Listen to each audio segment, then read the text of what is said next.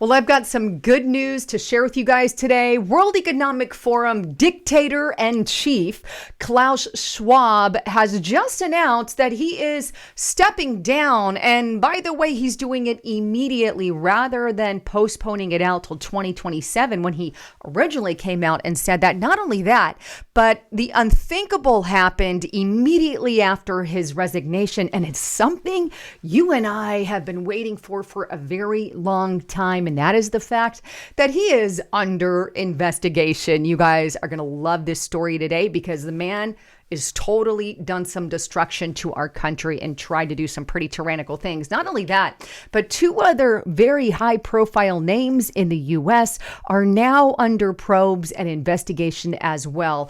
One has to ask the question, is Donald Trump finally going to make his move and arrest somebody for actual crimes that they have committed? I don't know about you, but I am tired of people just resigning and nothing happening because for far too long, if you're a Democrat, you can get away with everything and anything. That was very well seen with people like Hillary Clinton, Joe Biden, Hunter Biden, and we have all this. And by the way, another investigation that is currently underway, I believe, is Anthony Fauci. There's some stuff that our states are looking into. So make that 3, although I touched on him more on Restricted Republic. But with that, let's get into Klaus Schwab, one of the worst people in the world, in my opinion, and I mean that wholeheartedly. But here's the Wall Street Journal. World Economic Forum opens new probe into founder Klaus Schwab. Founder quit after board moves to investigate whistleblower allegations, which he denies, including use of luxury property and travel. Isn't it interesting that the whistleblower comes forward and then shortly after that, the board says, hey, we're going to investigate you. And Klaus Schwab says, I'm stepping down. It sounds like Klaus Schwab could very well be guilty based off that, although he's denying the allegations, of course. But it goes on to state, World Economic Forum founder Klaus Schwab is under investigation by the organization he created after a new whistleblower letter alleged financial and ethical misconduct by the longtime leader and his wife. The anonymous letter was sent last week to the forum's board and raised concerns about the forum's governance and workplace culture, including allegations that the Schwab family mixed their personal affairs with the forum's resources without proper oversight, according to the letter and people familiar with the matter. It included allegations that Klaus Schwab asked junior employees to withdraw thousands of dollars from ATMs on his behalf and used forum funds to pay for private in-room massages at hotels. It also alleged that his wife, Hildy, a former forum employee, scheduled token forum-funded meetings in order to justify luxurious holiday travel at the organization's expense. Now, it goes on to state the letter also raised concerns how Klaus Schwab treated female employees and how his leadership over decades allegedly allowed instances of sexual harassment and other discriminatory behavior to go unchecked in the workplace.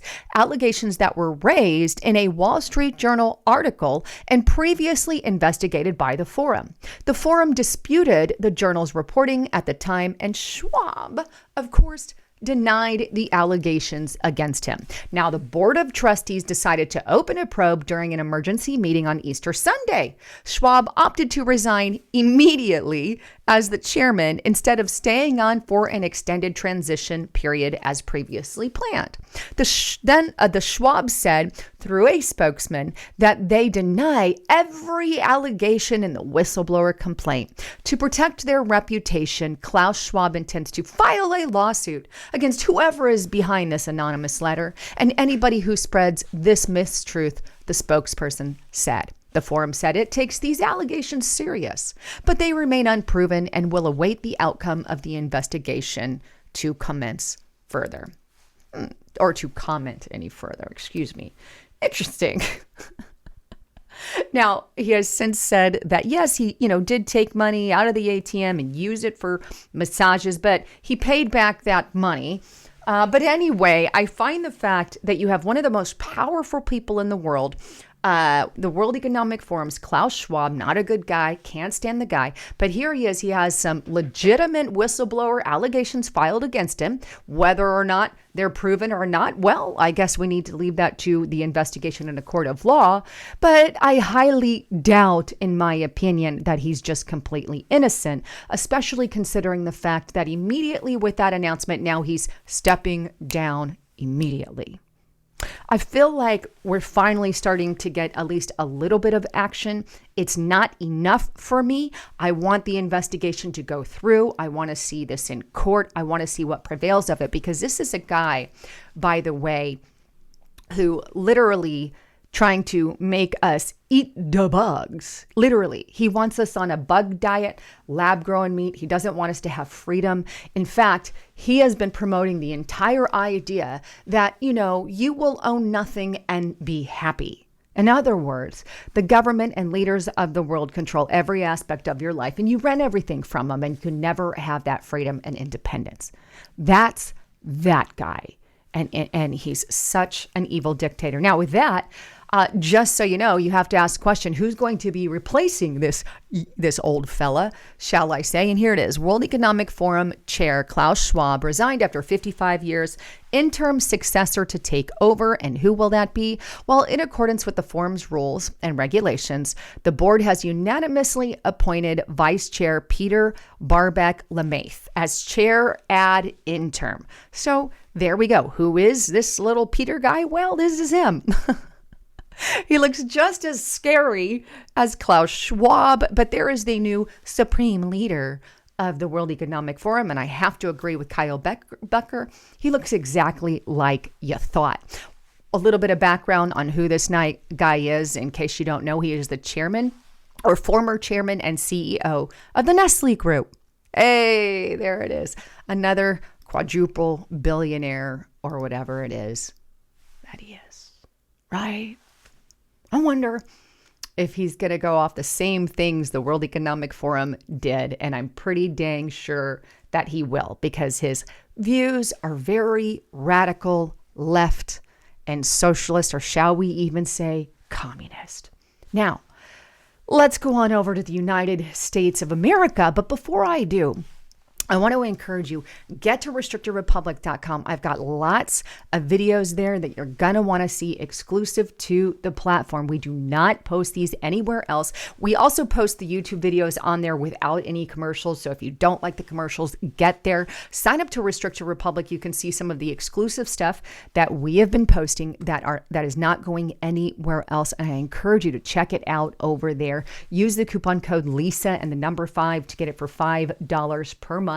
And really support what we do there. But if you want the inside information, you got to sign up. And by the way, please make sure you're still subscribed here on the YouTube channel. YouTube loves to unsubscribe people. So let's give, the mainstream media a big fat friendly middle finger, and let's follow the real news, because the mainstream media continues to lie to you. And by the way, if you go to Restricted Republic today, I am doing a huge report on how bad the mainstream media has been lying to you.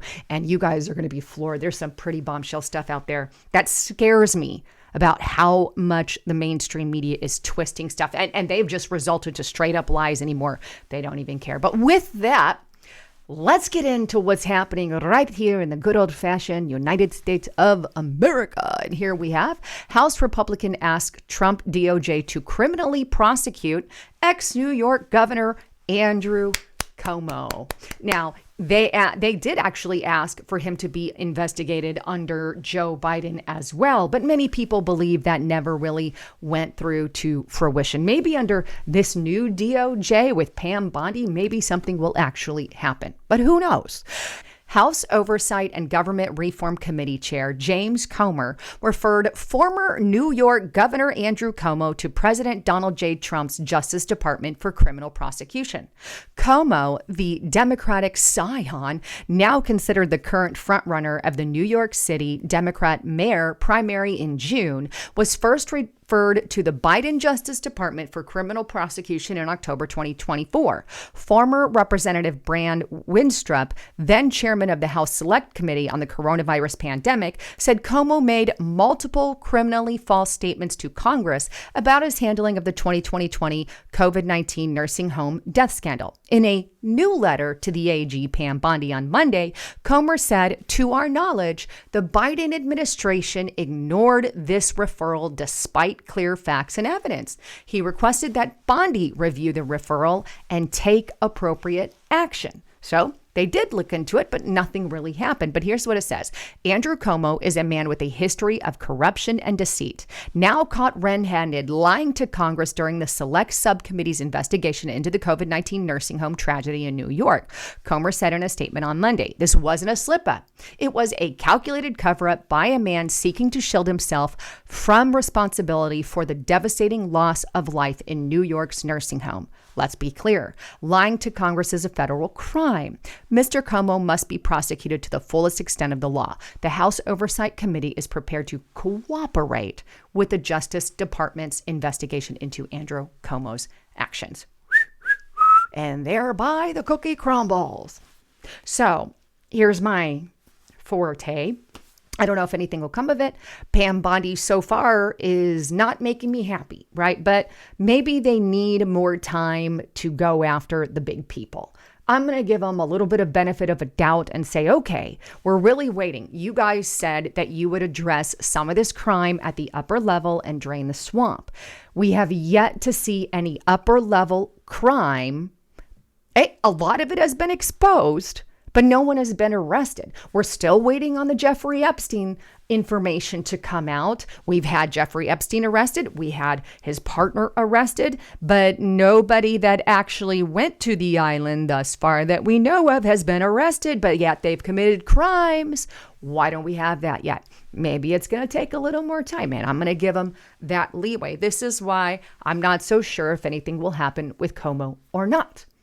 But either way, I really hope the DOJ actually does the investigation, unlike the Biden administration. And Cuomo came out and said, oh, it wasn't me that blah, blah, blah, blah, blah. But either way, if he lied to Congress, there has to be some action. You know, how about the same action that they took against Republicans when they supposedly did it? I think fair is fair and even's even. Now, here's another one that I talked about earlier on Restricted Republic. What goes around comes around. And this is Leticia James. And here we have, this is CBS News, New York Attorney General Leticia James accused of possible mortgage fraud. Remember when she accused Donald Trump of mortgage fraud and overvaluating his Mar-a-Lago home? Well, it turns out exactly what she accused Donald Trump of doing, she very well may be doing herself. And they've actually got a lot of documentation on this. I honestly think that she is in trouble and could very well see some repercussions on this. And she's, of course, claiming, oh, he's just coming back after me in revenge. Nuh-uh, Miss Thang. If you did something wrong and you thought Donald Trump should have to answer for it, so should you. But the problem with Donald Trump's Mar-a-Lago is she underestimated his value by the tune of, I believe, like tens of millions. The number may even be higher than that. Don't quote me. But here's the stuff that is in the allegations here. It alleges that James may have falsified her resident status at her home in Norfolk, Virginia, to get a better mortgage rate. She said her full residence is in Virginia. You are not allowed to live in Virginia and make that your permanent residence if you are the attorney general in, say, New York. So that's an automated thing there, if that is the case.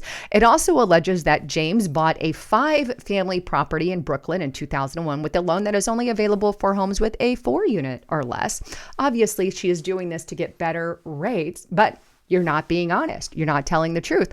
And it also alleges, last one here, James and her father signed mortgage documents in 1983 stating they were husband and wife rather than, daddy and daughter. Looks like she could very well be in trouble. I actually have more faith that this one could very well go through than some of the other ones. Now, I know I said I wasn't, I had brought it up earlier, but I went ahead and pulled up the article. There's one more in a lot of trouble, and that is Anthony Fauci. Of course, he's got the pardon from Joe Biden, but take a look here. And this is on the Washington Examiner. State attorney generals are looking to prosecute Anthony Fauci despite Biden pardon. So we've got four big names here under some kind of investigation or looking to prosecute or under probe. Leticia James, Andrew Cuomo, Anthony Fauci, and Klaus Schwab.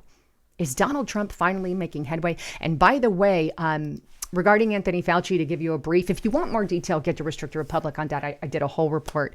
But I don't know if his case will come through to fruition or not, because he does have that pardon. But here's what's going on. Nobody's looking into the federal level of going after him. If the states decide to go after him, which the states are looking into some stuff regarding him, then the state could very well prosecute Anthony Fauci. Now, I'm not sure if they'll make headway on that. I've got less faith in that because of who that man is and how much power that man harbors. It's like you've got, when you think of Donald Trump's got a lot of power, right? But he's also fighting pretty powerful people with just as much influence and just as much money to do that. So I think he's going to have some trouble with that. But anyway, wanted to bring you all of that information. I'd love to get your thoughts, comments, and concerns. I do read through the comments, and all of the comments are restricted, and some of them here on YouTube as well. But anyhow, I love you all. I'm Lisa Haven, signing out.